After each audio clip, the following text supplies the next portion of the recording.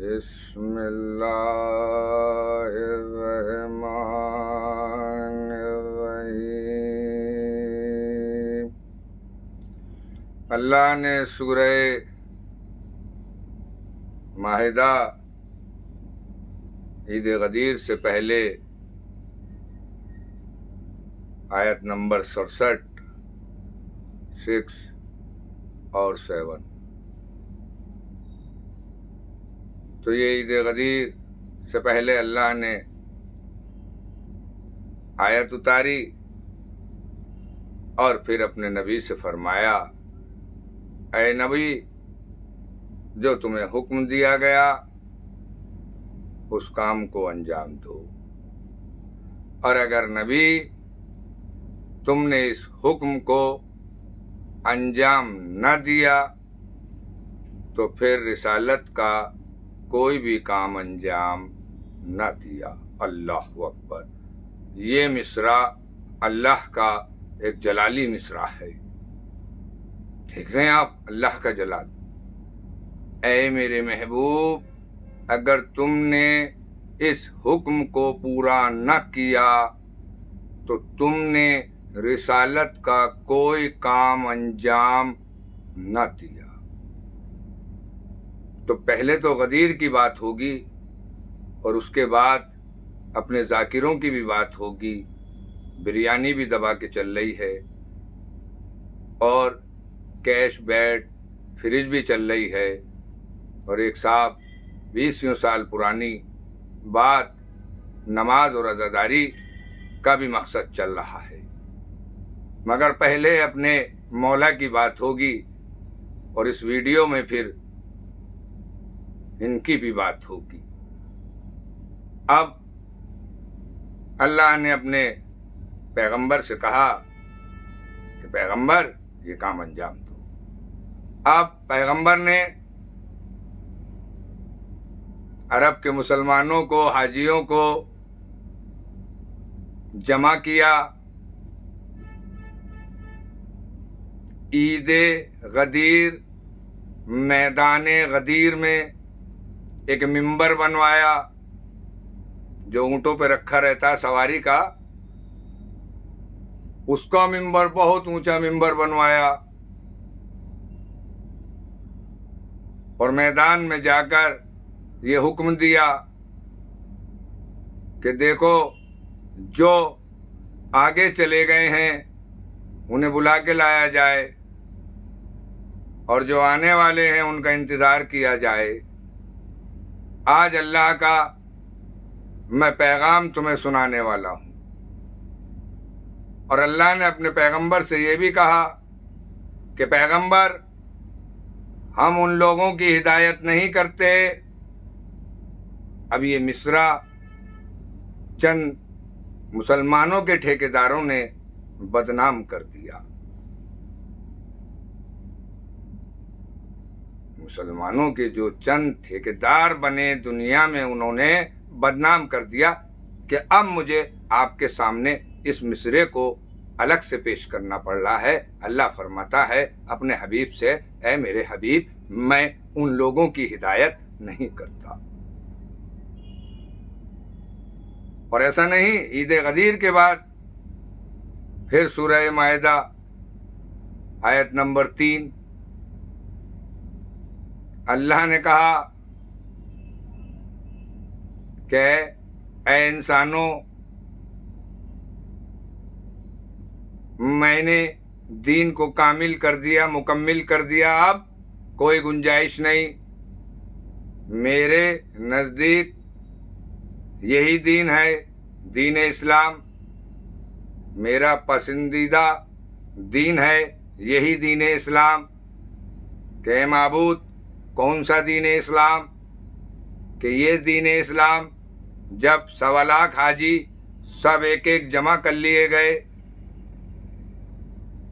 دن گزرے، ایک دن وہ آیا کہ سب موجود ہیں، اور پیغمبر اسلام نے امیر المومنین کو ممبر پر لے گئے اور شانے سے شانہ ملایا۔ امیر المومنین کا ہاتھ اپنے ہاتھ میں لیا اور لوگوں سے کہا ادھر دیکھو ہلاک ہو جاؤ گے اگر علی کی ولایت کا انکار کیا. یہ بتا دیا پیغمبر نے. اور پھر علی ابن ابو طالب کا ہاتھ اوپر کر کے آسمان کی طرف اور پھر جو صدا بلند کری, پھر جو نعرہ لگایا, کہو من کنتو مولا فہذا علی مولا. اور جیسے ہی پیغمبر نے یہ نعرہ لگایا, فرشتوں کی محفلیں جگمگانے لگیں اور فرشتوں نے وہ محفلیں سجائیں کہ جس کی کوئی حد نہیں, چونکہ جس فرشتے کو انتظار تھا علی جیسے استاد کا, اللہ نے اعلان کر دیا کہ پیغمبر کے بعد لو فرشتوں, دین کی ذمہ داری, میرے ہر پیغام کی ذمہ داری, میری ہر چیز کی حفاظت رکھنے کی ذمہ داری آج سے میں اپنے پیغمبر سے حکم دلوا رہا ہوں. اور میں نے جملہ بھی پیغمبر سے کس طریقے سے میں نے اپنے جلال کو دکھایا ہے. یہ جلال تھا جو صرف پیغمبر اسلام ہی محبوب تھے جو سمجھ سکتے تھے کہ اے میرے حبیب, اگر تم نے اس حکم کو پورا نہ کیا تو رسالت کا کوئی کام انجام نہ دیا. اللہ اکبر. اس مصرے پہ غور کریں مسلمان, اب اس مصرے پہ غور کریں مسلمان کہ اللہ نے کیسے اپنے نبی سے کس جلال میں بات کی اور حکم دیا. اور پیغمبر اسلام نے یہ نعرہ لگایا, من کنتو مولا فہذا علی مولا, جس کا میں مولا اس کے علی مولا. اور جنہوں نے انکار کیا آپ کو معلوم ہے کیسے پتھر آئے, کیسے زمینوں میں دھسا دیا اللہ نے, فوراً عذاب نازل. اور اس بات کا بھی ثبوت دے دیا کہ اے مسلمانوں, اگر ولایت علی سے انکار کرو گے تو بس ہلاکت کی موت مرو گے. پیغمبر اسلام نے کہا اب اگر پیغمبر اسلام کو اہل بیت کو چاہنے والوں تم انہیں چاہتے ہو تو پھر اس صدا کو بلند کرو دنیا میں کہ پیغمبر اسلام کو کیا حکم ہوا. اور پیغمبر اسلام نے وہ کام کیا جو اللہ نے دیا. تو اب ایمان کس پہ ہونا چاہیے؟ اب کس کو پڑھنا چاہیے, کس کو سمجھنا چاہیے؟ تو ظاہر سی بات ہے کہ اب سمجھ میں آ گئی کہ اللہ نے ہمیں علی دے دیا اور بتا دیا کہ دیکھو اگر تمہیں رستہ پوچھنا ہے, جس چیز کے بارے میں بھی پوچھنا ہے, میں نے اپنے پیغمبر سے اپنا حکم سنوا دیا. اب یہ علی ہے, جو مرضی پوچھ لینا. تمہیں بالکل سیدھا راستہ اگر کوئی بتائے گا آپ تو یہ خاموش قرآن, یہ بولتا قرآن. اللہ کہتا ہے پیغمبر سے میں نے حکم دلوایا, کہہ دو مسلمانوں سے اگر تم اس قرآن کو اور اس بولتے قرآن کے ساتھ ساتھ رہو گے تو میرا راستہ تمہیں مل جائے گا, تم میرے پاس اپنی شکل لے کر آ سکتے ہو. اور اگر ان میں سے ایک بھی چیز کو چھوڑ دیا تو پھر میرے پاس جہنم ہے, تمہیں فوراً جہنم میں ڈال دیا جائے گا. بس علی کی ولایت کا اگر تم نے اقرار کر لیا تو یقیناً تمہیں راستہ میرا مل گیا, یہ پروردگار فرماتا ہے. اور اللہ کا رسول وہی کام کرتا ہے جو اللہ کا حکم ہوتا ہے, جو اللہ وہی بھیجتا ہے. تو مسلمانوں سمجھ جاؤ, اگر ہلاکت کی موت مرنا ہے تو پھر علی کی عظمت کو مت سمجھو, اور اگر بہتر روشن موت مرنا ہے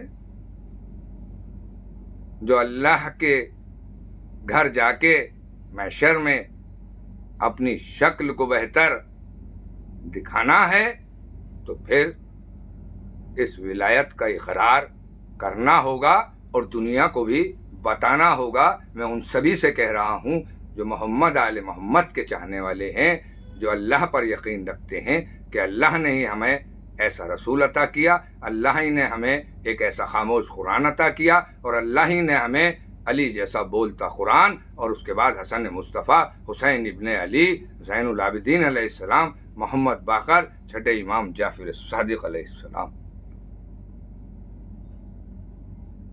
تو یہ سب اللہ ہی نے تو دیا, تو ہمیں یہ اللہ نے دیا ہے. ہر مسلمان کا فرض ہے کہ وہ اس راستے پر چلے, اور علی کی ولایت, علی کی جتنی بھی کتابیں ہیں وہ سب پڑھے تو اس کی سمجھ میں آ جائے گا کہ دین کیا ہے. اور علی کی ولایت سے انکار کرنے والے تجھے ہلاکت ہی ملنی ہے.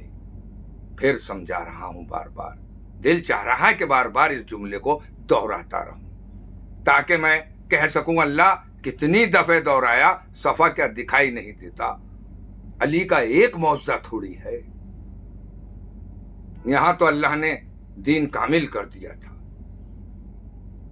اور اب سنو مسلمانوں, سب کچھ ہو گیا, سب تمہارے سامنے ہے. اب کیا ہوا؟ فاطمہ زہرا کا گھر جلایا گیا.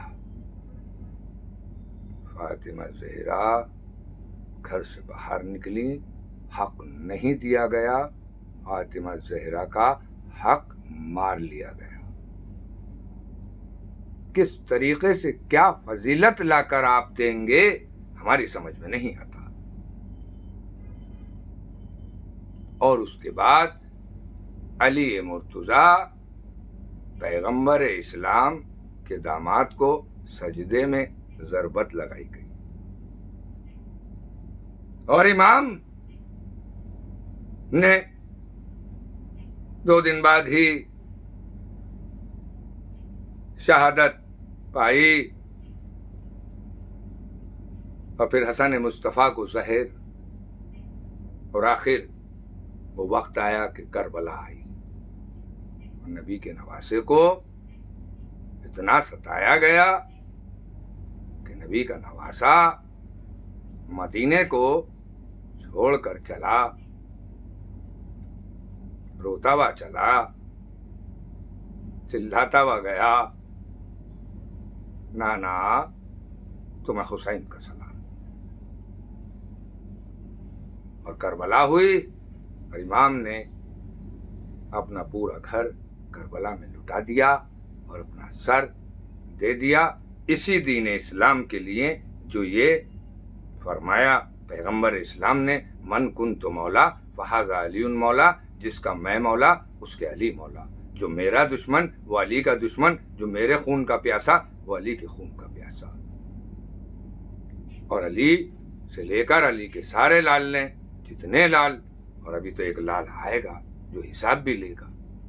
حساب بھی لینا ہے, ایسا نہیں ہے, حساب بھی لے گا. وہ لال آئے گا, آنے والا ہی ہے. حالات تو ایسے ہی ہیں, کچھ پتہ نہیں ہے, پل کا بھی پتہ نہیں ہے, فوراً آ جائے گا.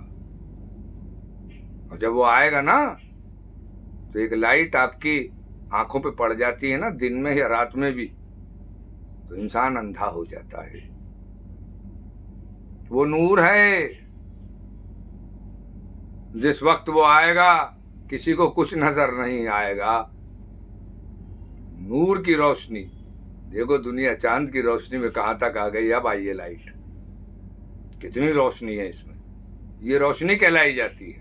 سورج میں دیکھو کتنی روشنی ہے, یہ روشنی کہلائی جاتی ہے. نور, سب سسٹم, سب کی آنکھیں امام کے آتے. اب امام کی مرضی سے ہوگا جو کچھ ہوگا.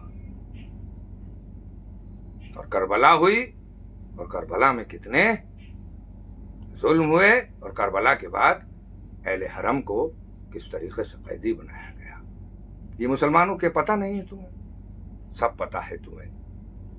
بتاؤ, اگر دنیا کے سامنے نہیں آ سکتے ہو اہل بیت کی محبت میں, تو یاد رکھو موت ہلاکت کی ہی ہے. وہ موت نہیں ہے.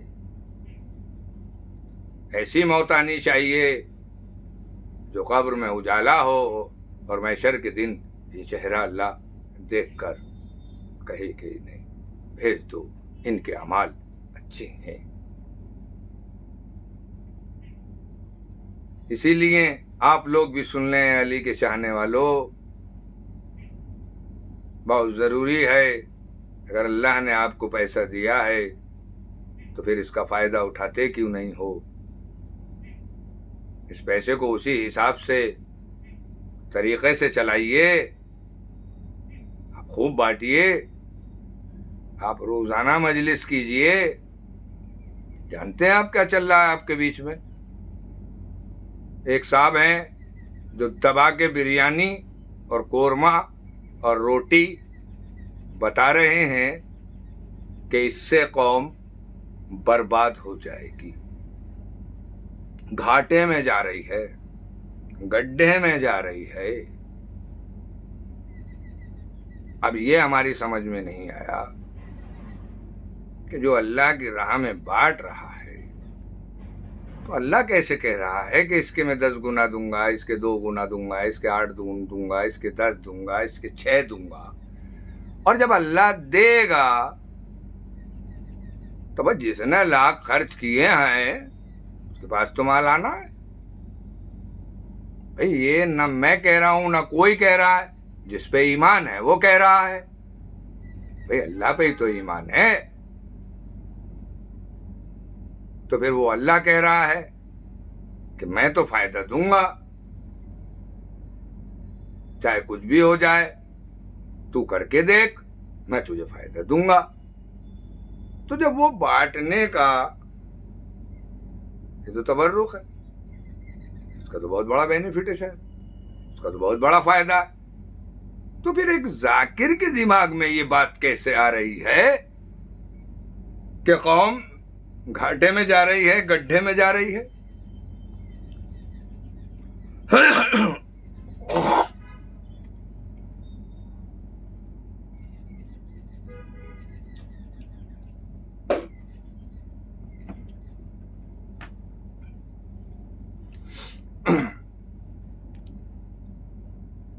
تو پھر ایک ذاکر کے دماغ میں یہ بات کیسے آ رہی ہے کہ قوم گھاٹے سے جا رہی ہے، قوم گڈھے میں جا رہی ہے؟ بڑی عجیب بات ہے۔ ادھر اسی منبر سے یہ بتایا جا رہا ہے کہ جب تو بانٹے گا تو تجھے فائدہ ملے گا،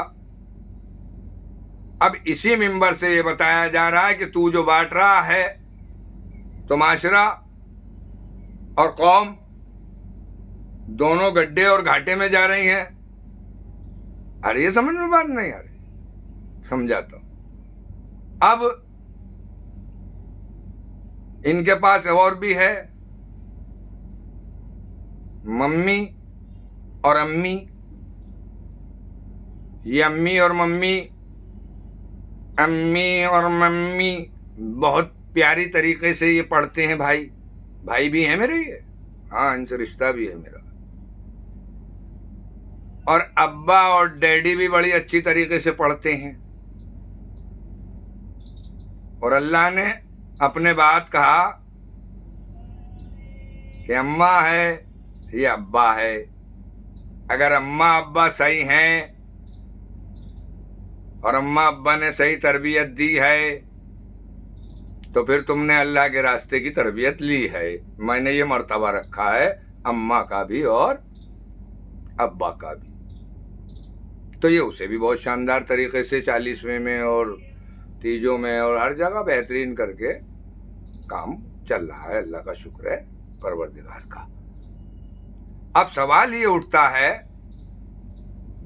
کہ جو باتیں ابھی ہم نے کہیں اور آپ کی سنی، آپ بھی یہ بتائیے کتنی ایسی بریانی اور قورمے کی مجلس ہیں، کتنے وہ قریبی جاننے والے ہیں صاحب حیثیت جو آپ کے پاس موجود ہیں، جنہوں نے یہ کام کیا کہ انہوں نے بریانی قورمہ نہ بانٹ کر تبرک منگایا اور اس کے باقی جو پیسے بچے وہ کسی غریب بچے کے ہاں بھیج دیے۔ کیا کوئی بستی، کوئی کنبہ، کوئی شہر ایسا ہے جہاں پر اچھے لوگ نہ رہتے ہوں اور وہ غریب نہ ہو اور ان کے بچوں کی چاہت پڑھنے کی نہ ہو؟ میرے پہ ثبوت بھی ہے، گواہ بھی ہے اگر کبھی بھی چاہیے کمنٹ کر کے بتانا تو میں بتاؤں گا آپ کو اور ثبوت دوں گا. ایک بھی جگہ اوپن ایسی نہیں ہے. اگر ہوتی یا دکھائی دے رہا ہوتا تو وہاں کے لیے ضرور ہوتا. کرا آپ نے قبلہ کبھی کام؟ مجھے لگتا ہے کہ آپ نے 100 میں سے 99 ہی مجلس بریانی اور قورمے کی پڑھی. اگر آپ کو یہ پتہ لگا کہ قورمہ بریانی نہیں ہے تو آپ نے ایک دم، پڑھے لکھے کی یہی تو پہچان ہوتی ہے، وہ حساب لگا لیتا ہے کہ قورمہ روٹی نہیں ہے تو پچھلا حساب کیا ہو سکتا ہے، اور اگر قورمہ روٹی ہے تو پھر صحیح ہے، یہ خوش ہو جائے گا تو حساب بڑھیا. کیونکہ دونوں بہترین طریقے سے سمجھ رہے ہیں کہ اس پہ کیسا ہے، کرنے والے پر مجھے کیا کہنا ہے اسے خوش کرنے کے لیے. تو کام تو بڑھیا ہو گیا. اب ہم پریشان ہیں، نہ تو آدم آ رہے ہیں سامنے، نہ عیسیٰ آ رہے ہیں، نہ موسیٰ آ رہے ہیں، نہ یونس آ رہے ہیں، نہ یعقوب آ رہے ہیں، نہ اسماعیل آ رہے ہیں، نہ ابراہیم آ رہے ہیں. یہ کہاں گئے بھائی؟ اچھا یہ لوگ کون ہیں کہ ان کو رکھا ہی ہدایت کے لیے ہے؟ اللہ نے کہا تمہیں ہدایت کرنی ہے اور میں نے یہ نبی اتارے ہیں، سب کچھ تمہارے لیے، تم پڑھو گے، تمہارا کام ہے کہ انسانوں کی ہدایت کرو. تو وہ آپ کی ہدایت ایسے ہو رہی ہے. اچھا کچھ ایسا بھی ہوتا ہے کہ آدمی بہت کوشش کرتا ہے، بہت کوشش کرتا ہے، اتنی کوشش کرتا ہے کہ کسی بھی طریقے سے اپنی چیز کو بڑھاتا چلوں، کی گئی، مگر وہ اب تو وہیں آ گئی، وہ بہت نیچے آ گئی، اب نیچے چل رہی ہے. اسی کی وجہ ہے کہ جگہ جگہ زیادہ تر دکھائی دے رہے ہیں. پہلے ایک چیز بن گئی تھی 1215. اب اگر تم پہ نہیں ہے تو پھر گھر بیٹھو، ایک سوس پڑھو، ایک مرثیے کا شعر پڑھو، اور پھر مولا کی شان میں فضیلت خود ہی بیان کرو، فضائل اہل بیت اور مصائب میں رو اور ماتم کرو اور مولا کو یہ عقیدت پیش کر دو. یہ حال ہے لوگوں کے لیے. اور آپ حیرت کریں کہ آپ کی سمجھ میں نہیں آ رہی بات، اور آپ کہہ بھی نہیں رہے کچھ کہ ہمیں پوری آیتوں پہ مجلس چاہیے. بھائی ہمیں زہرا پہ مجلس چاہیے، ہمیں زینب پہ مجلس چاہیے، ہمیں ام کلثوم پہ مجلس چاہیے، ہمیں ام کبریٰ پہ مجلس چاہیے، ہمیں جناب فضہ پہ مجلس چاہیے، ہمیں اس بی بی کے لیے بھی چاہیے جس نے دربار میں آ کے اپنے شوہر سے کہہ دیا غارت میں تو کنیز ہوں زینب کی. ہمیں اس بیٹے کے لیے بھی مجلس چاہیے، آپ سے لگاتار چاہیے، کہ جس نے اپنے باپ سے کہہ دیا تو یزید ہے، میں امام کا چاہنے والا ہوں. ہمیں ممی ڈیڈی بریانی قورمے کی نہیں چاہیے، ہمیں اہل بیت کی فضیلت چاہیے، فضائل اہل بیت چاہیے. اور آگے سنیے، اب کتنے پیارے مصرے بنائے. کہا دوسرے صاحب کہتے ہیں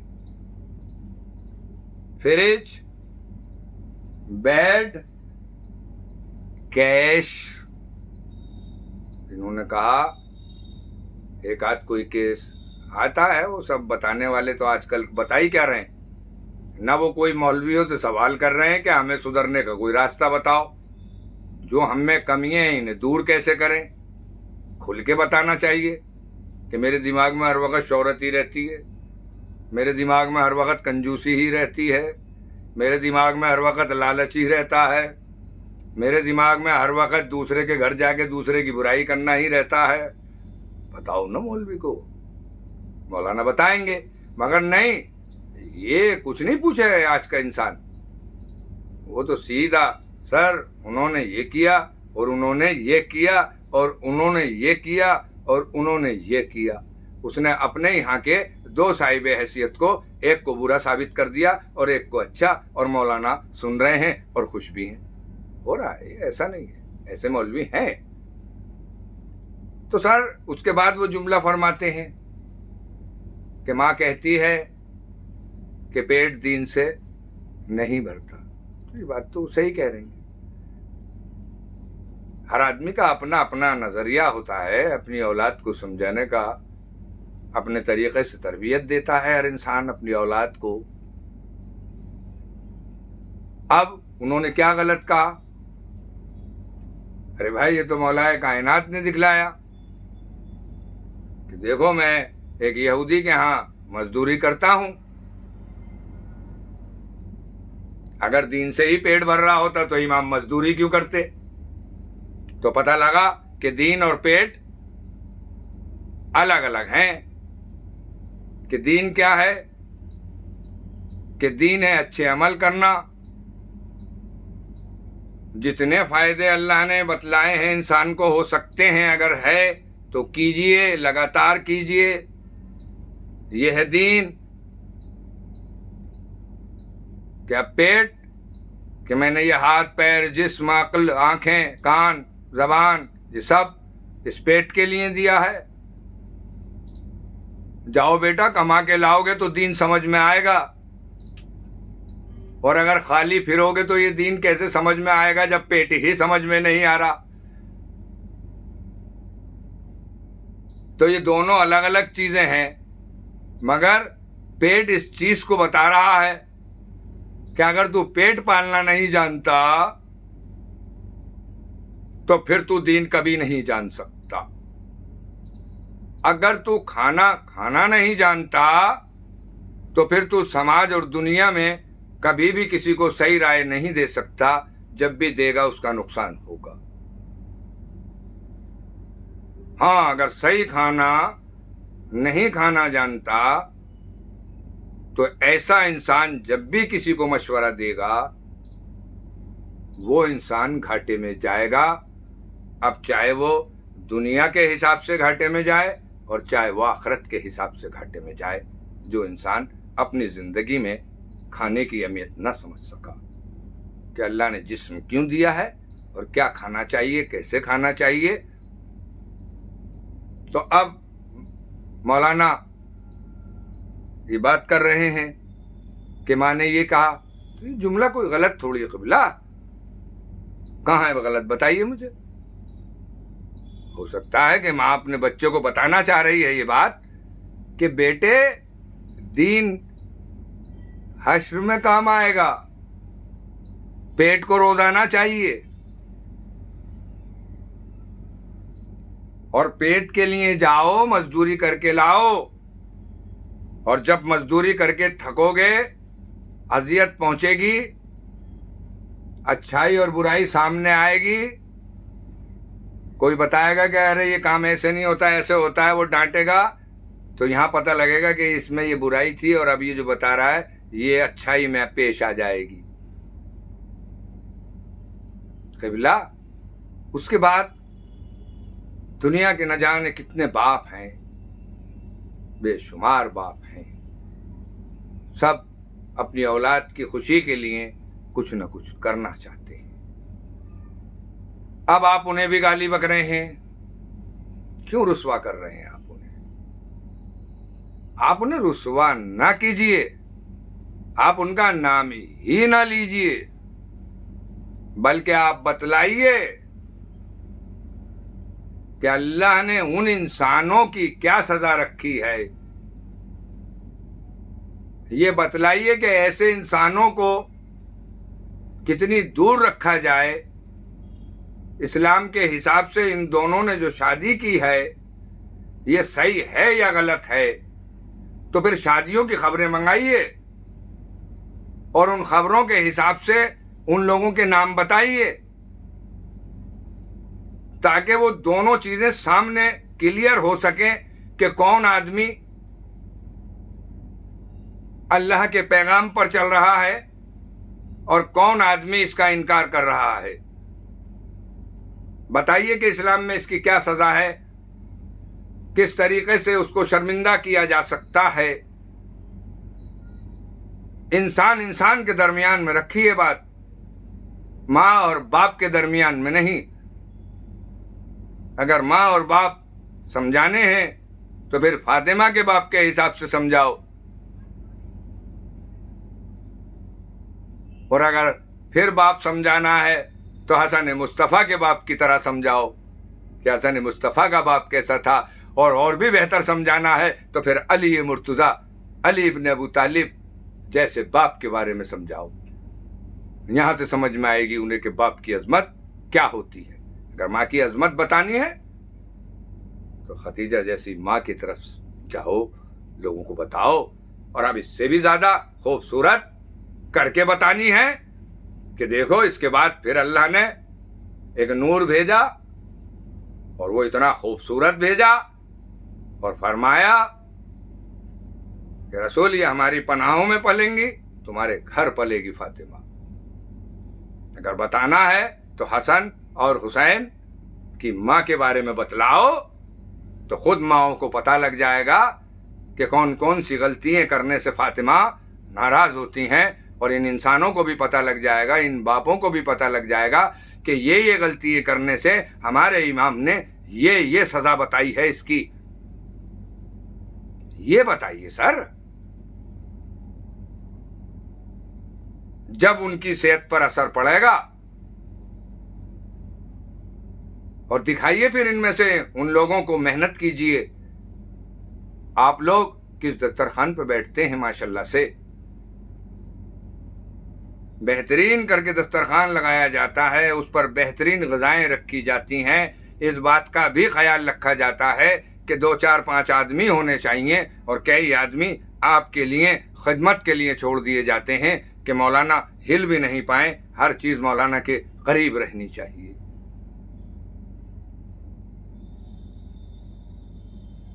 और हैरत है कि आप ये क्या क्या चीज़ लेकर इस माशरे को बता रहे हैं। बताना आपको ये चाहिए, है नहीं क्या ये चीजें आपके पास? सरेंडर हो जाइए। अगर आपको ऐसा लग रहा है कि अब पिछली मेहनत पर ले लिया जाए, अब अल्फाजों के बलबूते ले लिया जाए, तो लेने वाला भी बहुत बड़े घाटे में और देने वाला भी बहुत बड़े घाटे में। समझना होगा, ऐसा नहीं है। शुक्र है अल्लाह का लाख लाख, शहद टपकता है जिस वक्त वो अपने लहजे से इमामों की गुफ्तगू करते हैं। बहुत है ऐसे, तो उनकी जबानों से शहद टपकता है।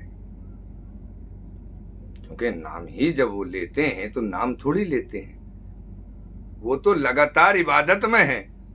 1 घंटे लगातार अगर मजलिस पढ़ते हैं तो वो इबादत में होते हैं, क्योंकि जितने भी नाम लेते हैं अल्लाह ने कहा है सब इबादत। मेरा नाम इबादत करना, मेरे रसूल का नाम इबादत करना, मेरे नबियों का नाम इबादत करना, अहले बैत का नाम इबादत करना, अली का नाम इबादत करना। तो अल्लाह ने कहा है। ऐसे भी जाकिर है माशाल्लाह, अल्लाह नजर बस से बचाए उन्हें। सारी चीजें शानदार बेहतर जो माशरे के लिए जरूरी हैं, ताकि हम कब्र में जाएं तो अली मुर्तज़ा हमें नजर आए और हमें पता लगे कि नूर की रोशनी ऐसी होती है। बेखौफ कर दे मौला वहां कि जाओ घूमो, जहां दिल चाहे वहां जाओ, तुम्हारे साथ लोग ही लोग होंगे, ये रास्ता बताते चलेंगे। जहां जिस नजारे को देखना चाहो चाहो देखो, अल्लाह की कुदरत अब देखो, क्या क्या बना रखा है अल्लाह ने तुम्हारे लिए। मगर ये कब होगा, ये कैसे होगा, कैसे मुमकिन किया जाए?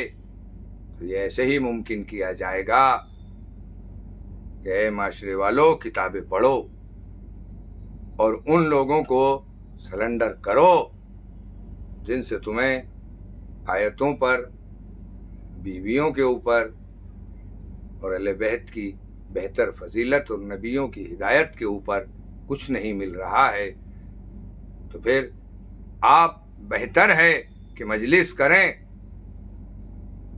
तो अपने ही कहीं अपने ही बच्चों को इतना पढ़ाएं कि 30-40 में और इनकी मजलिस उनसे ही पढ़वाएं। कोई बड़ी बात नहीं है अगर वो पढ़ें, और उस पैसे को ऐसी जगह लगाएं जिससे आपके कुनबे में, आपकी बस्ती में, जहाँ भी हो, उससे बच्चों को इल्म और बेहतर तरबियत मिले। ये चाहते हैं मौला हमारे। अब एक साहब और हैं, 20 साल पुरानी बात है, मैं मौजूद था। उन्होंने मजलिस पढ़ी, अजान हुई, लोगों को शिकायत हुई, कोई बात नहीं, आपको कहना ही क्या था, सिर्फ इतना कहना था कि मैं माजरत चाहता हूँ और सोच समझ के फिर आप लोगों से बात करूँगा, मगर इस वक्त मैं माजरत चाहता हूँ, अगर मैं कुछ गलत पढ़ गया हूँ तो कोई बात नहीं है। मगर मैं भी बहुत कई मजलिसें सुन चुका हूँ और अब भी एक मजलिस चल रही है, अच्छी खासी मजलिस पढ़ते पढ़ते उनका जहन फिर वहीं जाता है और वो फिर अजान, अज़ादारी और उस पर जरूर गुफ्तगू करना, जबकि उसका एक ही हल है। इस्लाम ने कहा है कि अगर कोई फायदे की चीज हो तो उसे कीजिए। अगर बहुत बड़े माशरे को गलत लगा और तो आप कीजिए, उसका हल निकालिए। कह तो रहे हैं, इमाम ही कह रहे हैं कि इस्लाम ने कहा है कि अगर फायदा होता है तो सारा माशरा एक होता है आपकी माजरत से, तो आपको एतराज क्यों है? इस पे बहस करने की जरूरत क्या है?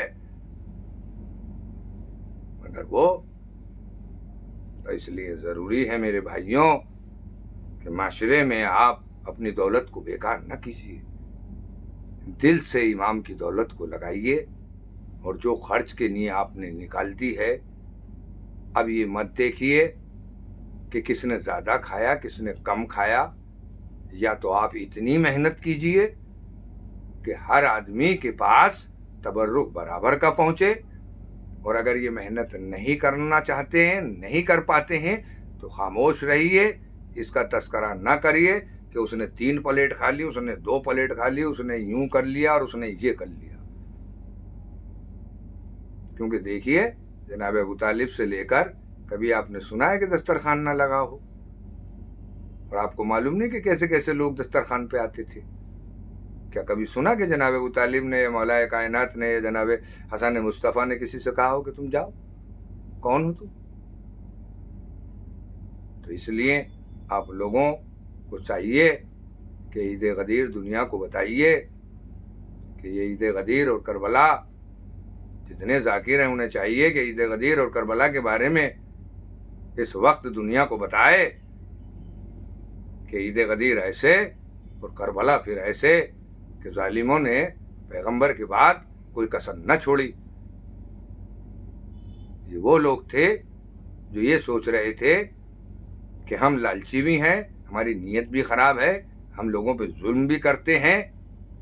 ये सारे काम हम करने के बावजूद भी वो इस बात को सोच रहे थे कि पैगंबर इस्लाम से एक हल्की सी नजदीकी क्या हो गई कि हम ये सारे काम करने वाले हैं, और उसके बावजूद भी हम दुनिया को दौलत से और हुकूमत से ये जता देंगे कि बस अब अल्लाह के पैगंबर माज़अल्लाह तौबा हम हैं।